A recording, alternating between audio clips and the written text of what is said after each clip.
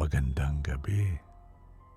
O baka ito na ang gabing mapagtatanto mong hindi ka nag-iisa sa loob ng iyong sasakyan. Ako si Mang Hector. Marami sa ating mga driver ang mahilig maglagay ng dekorasyon sa dashboard. Mga starto ninyo, mga lucky cat na kumakaway, o kaya naman ay mga bobblehead na tumatango-tango. Sabi nila, pampaswerte raw ito o proteksyon sa kalsada. Pero paano kung ang dekorasyong iyon ay hindi lang basta plastik o kahoy?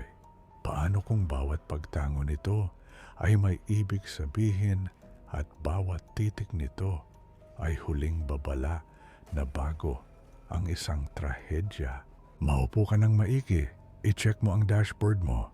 Sigurado ka bang dekorasyon lang yan? Pakinggan mo ang kwento ng multo sa dashboard. Si Paulo ay isang TNVS driver na madalas bumiyahe sa gabi para umiwas sa traffic. Isang gabi, may nakaiwan ng isang lumang manikang porselana sa backseat ng kanyang sasakyan. Dahil sa pag-aakalang baka balikan ito ng pasahero, inilagay muna niya ito sa dashboard, isang manikang batang babae na may suot na asul na damit at may napakalaking mga mata. Noong una, wala namang kakatwa sa manika. Ngunit habang tumatagal ang gabi, napansin ni Paulo na ang manika ay hindi gumagalaw kasabay ng pagtakbo ng sasakyan. Sa bawat lubak o kurbada, nananatiling matigas ang leeg nito. Maliban na lang kapag hindi nakatingin si Paulo.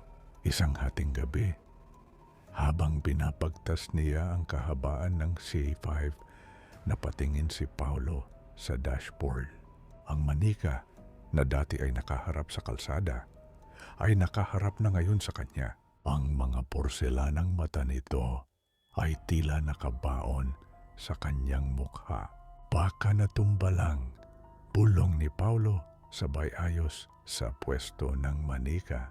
Pero kahit anong gawin niya, hindi na ito humaharap sa kalsada. Laging bumabalik ang tingin nito sa kanya. Habang bumibilis ang takbo ni Paulo, napansin niyang ang radio ng sasakyan ay nagsimulang mag-static.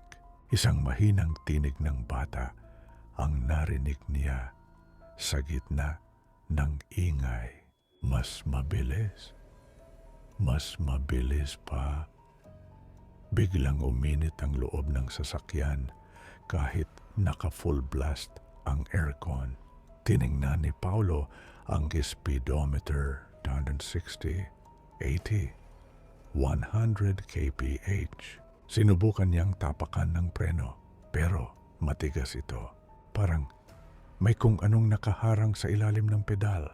Pagtingin niya sa dashboard, ang manika ay hindi na tumatango.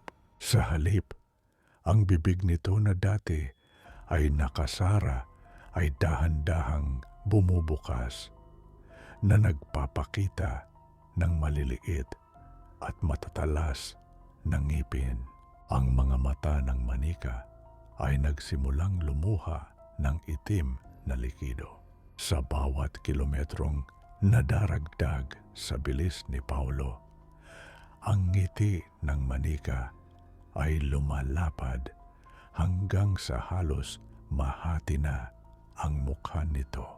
Sa refleksyon ng dashboard glass, hindi ang manika ang nakikita ni Paulo, kundi isang duguang bata na nakaupo sa kanyang kandungan. Ang mga kamay ay nakahawak sa manibela at pilit itong iniikot patungo sa poste. Bitaw, sigaw ni Paulo. Pero ang kanyang mga kamay ay tila napako sa manibela. 114 kph ang paligid ay naging blur. Ang manika sa dashboard ay nagsimulang tumawa.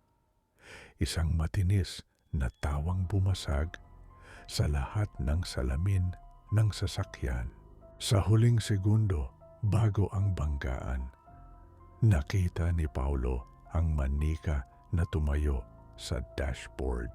Itinuro nito ang isang puntod sa gilid ng kalsada na nadadaanan nila gabi-gabi. Dito kami namatay. Bulong ng manika. Nang magising si Paulo sa ospital, himala siyang nakaligtas.